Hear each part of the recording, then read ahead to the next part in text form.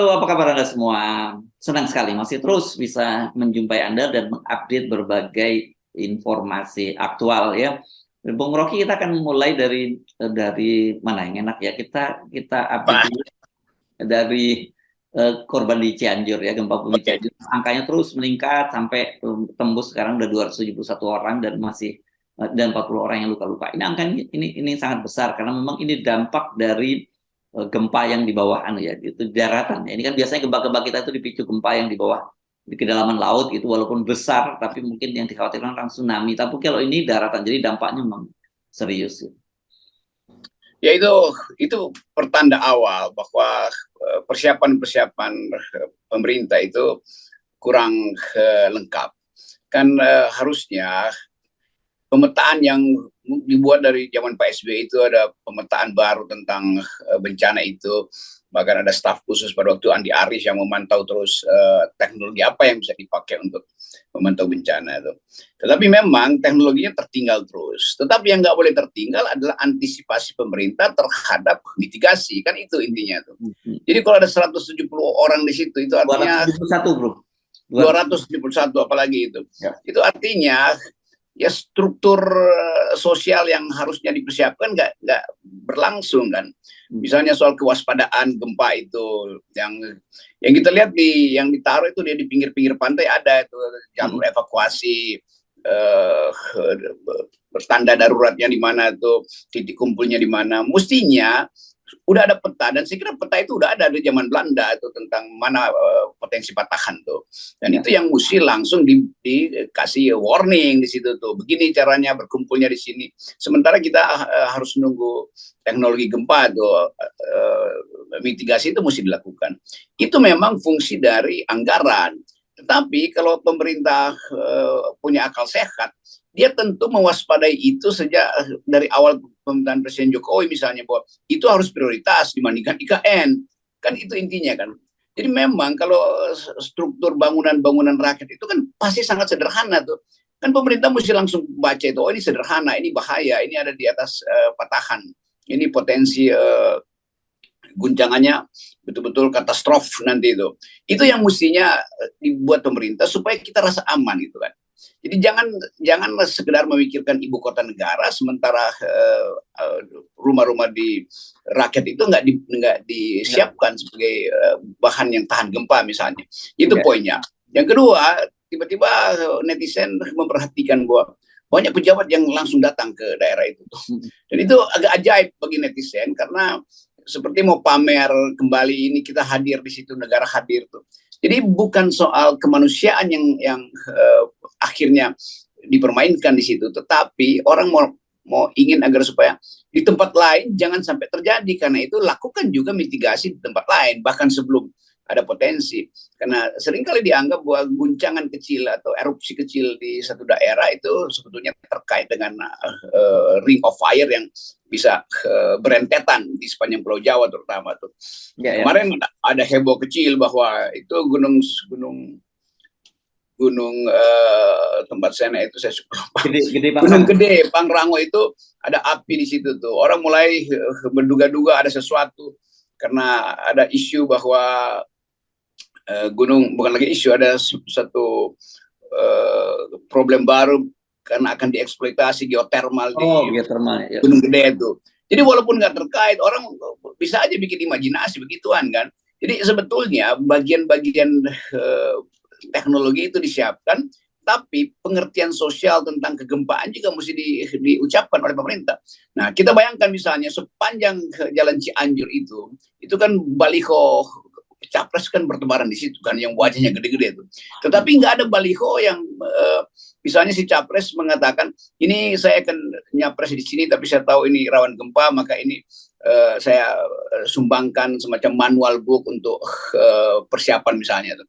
Jadi itu intinya tuh. Artinya pemerintah tahu peta rawan gempa, tapi pemerintah abai di dalam mitigasi. Ya, nah memang kalau kita lihat ya, jangankan sampai level rakyat biasa ya, pada level di politisi di DPR kemarin yang menjadi sorotan kan ketika peristiwa terjadi gempa sedang berlangsung rapat kerja antara Komisi 5 dengan Ketua BMKG. Dan ketika terjadi gempa getaran di sana dan kepala BMKG kemudian langsung mengambil posisi masuk ke bawah meja, itu ketawa-ketawa malah anggota ketua pimpinan rapatnya gitu. Dan dia nganggap itu sebagai sebuah lelucon dan diingatkan gitu bahwa ini kan menunjukkan betapa memang literasi, terus kemudian bagaimana kita menghadapi gempa dan kemudian bagaimana proses evakuasi. Ini nggak sampai level anggota DPR, ketua wakil ketua DPR Komisi 5 pun juga malah ketawa-ketawa. Ini kan sebenarnya mengundang keprihatinan kita. Ya kita belajar aja di Jepang, setiap anak sekolah itu selalu ada secara rutin ada kurikulum latihan itu kan. Sehingga mereka tahu bahwa oh ya kita hidup memang di dalam keadaan berbahaya terus-menerus. Jadi readiness itu, kesiagaan itu harus ada tuh. Jadi kalau BMKG itu kasih contoh bahkan di depan anggota DPR dan diketawain, itu memang kita buta huruf terhadap kegempaan ini kan. Kan mestinya anggota DPR itu juga bikin isyarat yang sama supaya rakyat tahu oh begitu caranya tuh. Jadi sebelum kepanikan muncul kita udah tahu oke, itu pasti akan ada korban, karena itu persiapan itu mesti di buku kecil, manual book itu mesti udah ada di rakyat bawah sebetulnya. Karena mereka yang potensial untuk jadi korban 271 yang seharusnya bisa diantisipasi dari mungkin 3 bulan lalu itu diantisipasi kan, getaran-getaran awal bisa dideteksi bahwa dia akan terjadi, itu susah diprediksi kapan. Tapi kan kesiapan teknologi BMKG saya kira sangat cukup. Tinggal pemerintah membantu BMKG supaya sekaligus ada tadi kegiatan rutin untuk mitigasi atau untuk evakuasi itu. Jadi itu aja sebetulnya. Kan kita nggak bisa nolak alam untuk tidak bergejolak gitu. Politik bergejolak aja kita nggak bisa nolak, apalagi alam bergejolak. Iya.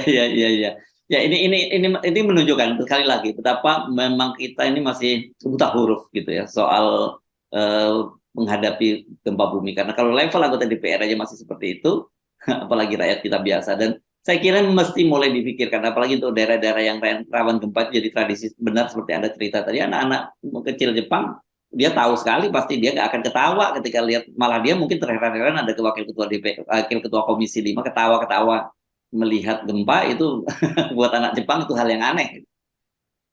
Ya itu contoh satu hal yang simpel. Ini anggota DPR justru nanti rakyat lihat oh kalau ada gempa ketawa-ketawa aja kayak dia tuh kan. Padahal di depan dia itu potensi ratusan orang tewas itu dan betul-betul terjadi di Cianjur kan. Jadi pengertian kita tentang kedaruratan tuh nggak ada tuh. Dan itu artinya otak DPR ini juga miskin. Padahal dia mesti tahu dari awal ini negara didudukkan Tuhan di atas potensi bencana alam tuh, bukan ya gemaripan loh jinawi, tapi sekaligus di dalamnya ada potensi katastrofi itu. Nah kalau itu pengertiannya ada di awal, partai politik bahkan harus ada kampanye tentang itu, bukan sekedar apa namanya pasang-pasang baliho, tapi di bawah baliho itu ternyata bumi lagi bergerak. Ya. Oke, Bung Rocky, jadi tetap kita duka kita bersama dengan saudara-saudara kita di Cianjur. Kita tapi tinggalkan ini. Saya ingin juga tetap karena sekarang sedang terjadi euforia pertandingan sepak bola Piala Dunia dan ternyata ini Asia itu ya. Asia kelihatannya lagi unjuk gigi. Ini awal-awal pertandingan babak penyisihan ini. Setelah kemarin secara mengejutkan Arab Saudi mengalahkan Argentina 2-1, sekarang ini giliran Jepang itu yang dengan skor sama juga mengalahkan Jerman. Wah, ini dua raksasa sepak bola dunia semua ini ya, mewakili kekuatan satu Amerika Selatan terutama, dan yang satu lagi Eropa. Ya itu ya orang menganggap bahwa mungkin ada semacam energi baru di Asia untuk menghidupkan kembali yang disebut era Asia itu Asian Age atau apalah istilahnya itu, dan kebangkitan Asia yang sering disebutkan di situ tuh. Tapi yang menarik yang pertama Inggris versus Iran tuh, Iran di pembukaan itu juga peristiwa yang menarik karena Iran memang kalah berapa tuh 6-1 6-2 ya. Saya malah nggak ikutin yang Inggris sama Iran. Oke. Iran kalah 2, Inggris 6 tuh. Tapi yang menarik itu ketika lagu kebangsaan Iran dinyanyikan di Qatar itu, pemain Iran itu menolak menyanyikan lagu itu karena protes terhadap negerinya yang sedang rusuh gitu. Oh ya, ya 6-2 ya, ini skornya 6-2. Oke. Ya. Ada otoritarianisme pemerintah Iran yang pada waktu ada peristiwa seorang perempuan dia salah pakai kerudung, lalu ditahan dan meninggal kan. Lalu protes. Jadi pemain Iran justru protes terhadap pemerintahnya yang otoriter hari-hari ini, yang kacau di Iran itu karena ada penangkapan dan penggantungan demonstran. Jadi peristiwa politik selalu terkait dengan sepak bola sebetulnya, dan publik menganggap bahwa bahaya nanti ini pemain-pemain Iran kalau pulang ke Iran itu bakal dapat sanksi besar karena menolak menyanyikan lagu kebangsaan Iran sendiri. Padahal kita mesti baca itu protes terhadap pelanggaran HAM kan begitu tuh. Nah kemudian apa kemarinnya Argentina, Argentina akhirnya menang, akhirnya dikalahkan. Karena Argentina menganggap kalau udah ada Messi itu pasti menang kan. Jadi kultus individu juga sebetulnya Argentina. Nah bahayanya juga dalam politik begitu. Kalau kultus individu, jangan anggap bahwa satu orang yang udah di-endorse oleh Presiden Jokowi itu bisa menang. Kan? Jadi betul-betul arah gembira. Perspektif politik dari sepak bola ini. Ya aspeknya begitu kira-kira tuh. Jadi jangan kultus pada satu orang tuh. Jadi, karena itu Arab Saudi bergembira dan di hari libur nasional tuh. Lalu tadi malam Jepang dan ya ini sebenarnya juga dua negara raksasa di Perang Dunia Kedua, tapi kemudian kalah. Ini kan poros Jerman Jepang itu negara fasis. Ya dua-duanya negara fasis, tapi kemudian kalah di Perang Dunia Kedua, dihajar oleh sekutu pimpinan Amerika tuh. Tapi kemudian mereka berdua tumbuh sebagai negara demokratis. Jadi menarik bahwa dari negara fasis jadi negara demokratis. Lalu kemudian bersaing di Piala Dunia tuh. Tapi dua-duanya sportif, kira-kira begitu tuh. Nah, saya menganggap itu juga pelajaran buat pemilu pilpres nanti. Jangan ada tokoh yang punya karakter fasis gitulah, yang suka marah-marah, membentak-bentak. Kira-kira dalam politik nggak boleh ada itu. Di dalam olahraga aja negara fasis bisa berubah jadi negara demokratis. Maka etika itu mesti kita pakai. Sportif, menang sportif, kalah sportif. Jadi hindari karakter fasistis di dalam pilpres nanti. Nah itu kira-kira kalau mau dikait-kaitan begitulah. Oke, kita bicara ya. Kita akhirnya seperti biasa kita walaupun bola politik, tapi sekarang kita masuk betul-betul ke topik politik. Ada dua hal yang menarik saya kira. Kita gabung sajalah apa yang terjadi di Malaysia dan di Indonesia ini berkaitan dengan koalisi, karena ada tanda-tanda koalisi di Indonesia mulai berantakan. Koalisi yang tadinya dibangun antara Gerindra dengan PKB mulai berantakan. KIB sejak awal kita sudah perkirakan itu berantakan gitu. Nah, tetapi yang menarik kan selama ini kan kita selalu kritik keras terhadap Nasdem yang tidak segera mengambil sikap dalam hal ini, mendua begitu, yang masih terus saja ingin mengawal pemerintahan Jokowi dan tidak mau disebut antitesa. Dan ini kemarin menarik itu dalam rapat pembahasan revisi Undang-Undang IKN ya, Bung Rocky. Ini dan seperti ini petanya ini ternyata sudah mulai menggambarkan juga peta koalisi, karena ternyata 6 partai pendukung pemerintah itu mendukung revisi. PKS dan Demokrat menolak, sementara kemudian Nasdem itu absen karena mereka katanya alasannya sedang ada pembahasan, dan kemudian dibercandain. Oh oke, sudah mulai ini ya. Walaupun bercanda ini sinyal ini. Ya, akal saja udah mulai pulih. Atau memang ya udah dapat sinyal bahwa ini mau ditendang dari kabinet. Udah dari awal kan kita udah bilang udahlah mending mundur sebelum ditendang. Jadi kalau ya bolehlah akal-akalan kecil, abstain segala macam, dan itu ada lucu-lucunya di situ.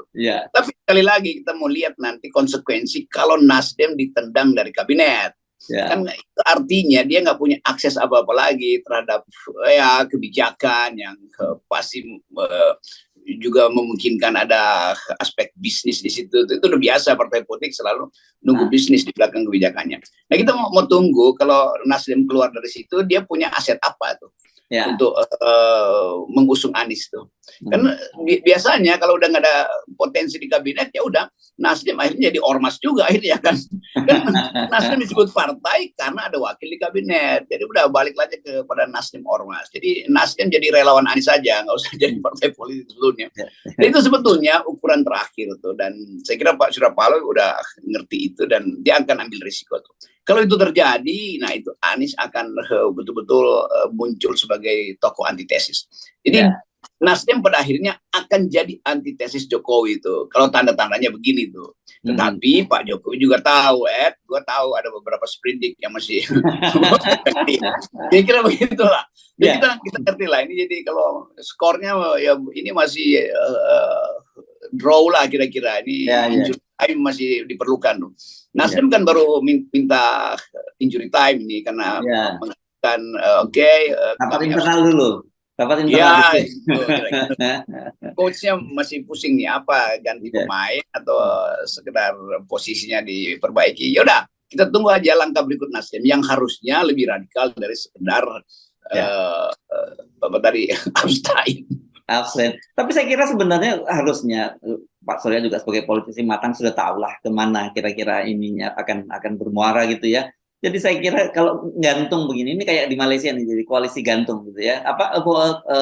Parlemen gantung karena tidak ada yang dominan di sana. Harusnya Pak Surya sudah ambil keputusan saja dan sudah kelihatan kan bagaimana mood publik di berbagai daerah. Setidaknya sudah 3 daerah yang dikunjungi, 4 daerah yang dikunjungi oleh Anies, Medan, Jogja, Tasik dan Ciamis. Dan menunjukkan bahwa suara Anies itu, dukungan terhadap Anies itu jauh melampaui besar partai-partai itu sendiri. Jadi sebenarnya dari situ harusnya udah berani ambil keputusan kan? Iya, itu ya ajaibnya beberapa partai. Kalau kita ikut pola Malaysia, begitu ada deadlock karena perimbangan kekuatan belum terjadi, maka akan ada permintaan ampun tuanku Maharaja keluarkanlah saya. Kan begitu kan? Dan itu memang tradisi politik Malaysia. Jadi karena nggak bisa ambil keputusan, maka minta pendapat raja. Kalau yang sekarang karena nggak punya keputusan, minta dibuatkan keputusan oleh presiden. Kan itu bedanya di Indonesia kan. Sehingga Presiden Jokowi ya kasih sabda aja, Prabowo dia kasih sabda dukung, Hartarto dikasih sabda dukung, Erick Thohir dikasih sabda. Jadi sabdanya pada semua orang. Padahal yang dimintakan adalah ketegasan presiden untuk netral tuh. Nah itu bedanya antara kesulitan politik di Malaysia dan kesulitan di sini. Karena ada sistem di Malaysia, di sini nggak ada sistem tuh.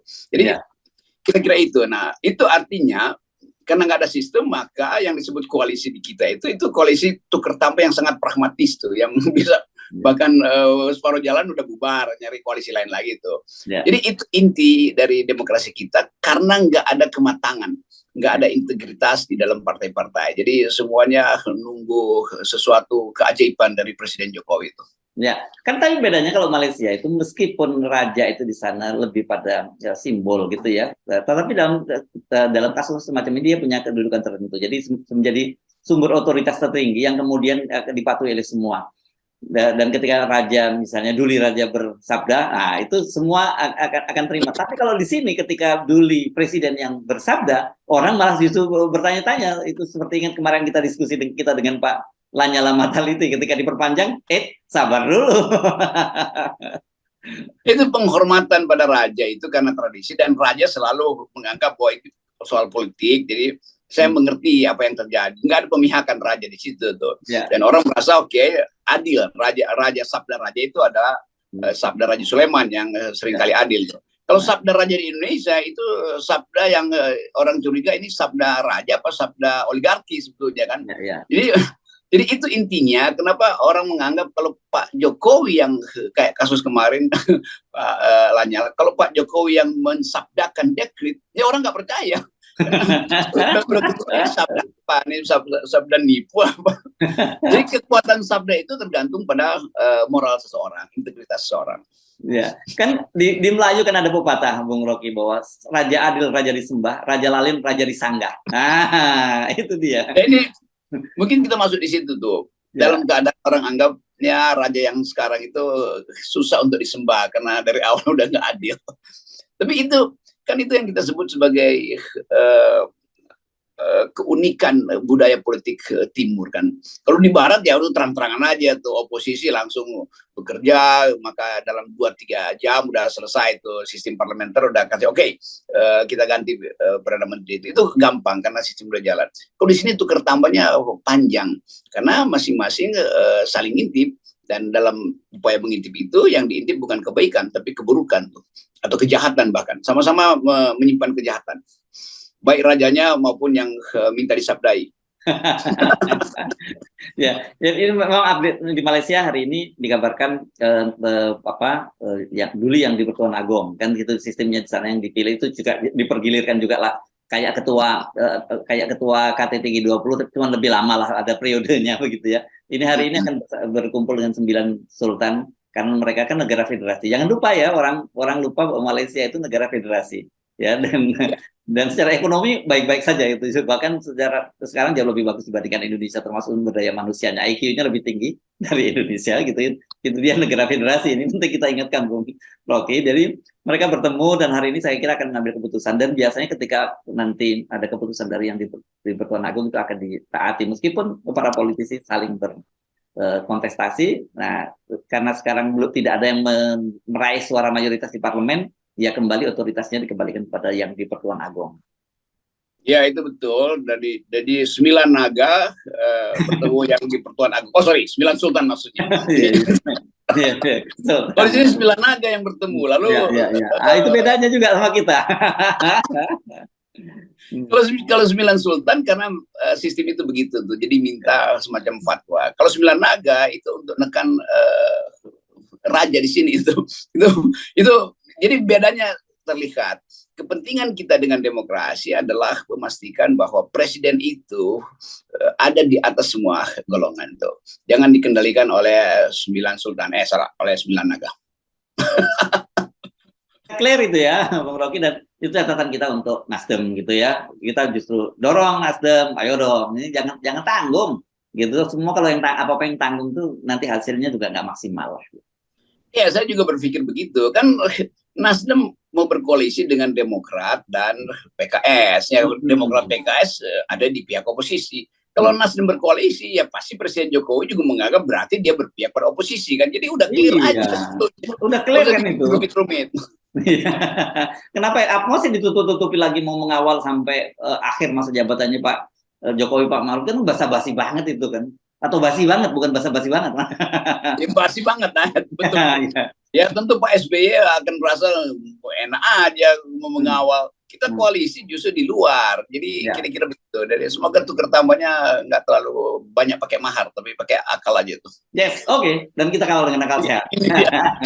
Tolnya nih tukar tambahnya. Yes, oke.